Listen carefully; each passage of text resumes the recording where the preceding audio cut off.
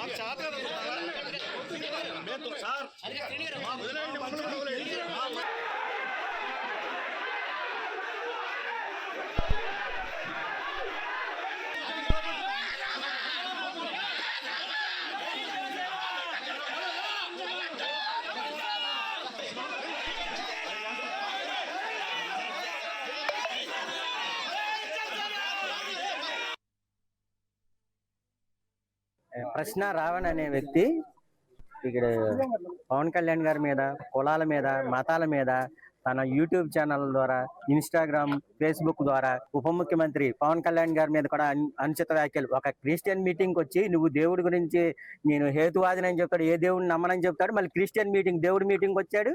మళ్ళీ పవన్ కళ్యాణ్ గారి గురించి కూడా అనుచితంగా వ్యాఖ్యలు చేస్తూ ఉంటాడు. ఈ పవన్ కళ్యాణ్ టార్గెట్ చేస్తాడు, లేకపోతే దేశాన్ని విఘాతం కలిగించే మాటలు మాట్లాడతాడు. తన ఇష్టం వచ్చినట్టు వైసీపీ పేటీఎం బ్యాచ్ లో ఇతను ఒకడు, ఇతను కఠినంగా శిక్షించాలి.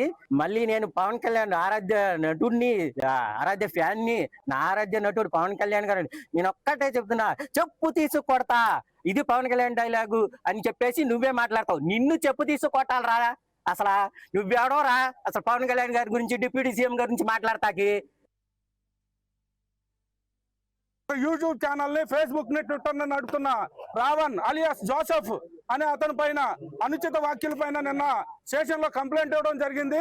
ఈ రావణ్ అనే వ్యక్తి సమాజానికి ఏం హితో పలుకుతాడంటే, యూట్యూబ్ ఛానల్ పెట్టిన కాడి నుంచి ప్రజలకు ఎటువంటి మంచి చేసే కార్యక్రమాలు అందులో ప్రసారం అవ్వవు. కేవలం మత విద్వేషాలను రెచ్చగొడతాడు, కులాల మధ్యలో చిచ్చు పెడతాడు, ప్రాంతీయతవాదం తీసుకొస్తాడు. అతను మాట్లాడేదంతా కూడా సమాజాన్ని దృష్టి పట్టించే విధంగా తప్పితే ఏ విధంగా ఉపయోగపడేది కాదు. చివరికి అతని ప్రవర్తన ఏ విధంగా వచ్చేసిందంటే, రాష్ట్ర ఉప ముఖ్యమంత్రి శ్రీ కొణిదెల పవన్ కళ్యాణ్ గారిని అనుచితంగా, వ్యక్తిగతంగా ఎవరో నోటితో చెప్పలేని పదజాలాలతో అతను దూషిస్తున్నాడు. అలాంటి వ్యక్తిని కఠినంగా శిక్షించాలి. ప్రశ్న రావణ్ అనేవాడిని బందరు తీసుకొచ్చారు, మంచిదే అయ్యా. పోలీసులు కూడా ఒకటే చెప్తున్నాం, గతంలో పేరు నాని గారు ఉన్న టైంలో ప్రతి పోలీస్ స్టేషన్ లోనూ ప్రతి 3 నెలలకి ఎస్ఐ బదిలీ అయ్యాడు. మాన్యశ్రీ పవన్ కళ్యాణ్ గారు వచ్చిన తర్వాతే మీ బతుకులు మా బతుకులు బాగుపడ్డాయి, మీకు వాల్యూ ఇచ్చారు. అట్లాంటి పవన్ కళ్యాణ్ గారిని అనాలోచితంగా, అకారణంగా గొడవ ఎవరిది? RRR రఘురామకృష్ణరాజు గారికి దళితులకి గొడవ. ఆ గొడవ మధ్యలో పవన్ కళ్యాణ్ తీసుకొస్తారా? పనికి మాలోడు, పిచ్చోడు. ప్రశ్న రావణ్ అనేవాడు పిచ్చోడు. మచిలీపట్నంలో మాత్రం ఆడుంటే మేము 1కి 10 అవుతాం. ఆయన మాత్రం సేఫ్ గా మీరు తీసుకెళ్తారని మేము హామీ ఇవ్వలేము. ఎందుకంటే మాకు ఇది ఆవేశం. పవన్ కళ్యాణ్ గారు ఈ రోజు రాష్ట్రానికి ఎంత మంచి పని చేశారు. ఇట్లాంటి యాదవుల్ని మనం పెంచి పోషిస్తున్నాం. చంద్రబాబు నాయుడు గారు కూడా ఒకటే చెప్తున్నాం, మనం సానుకూలంగా పోవాలనే ధోరణిలో ఇట్లాంటి యాదవులందరికీ ఆశ్రయం ఇస్తున్నాము.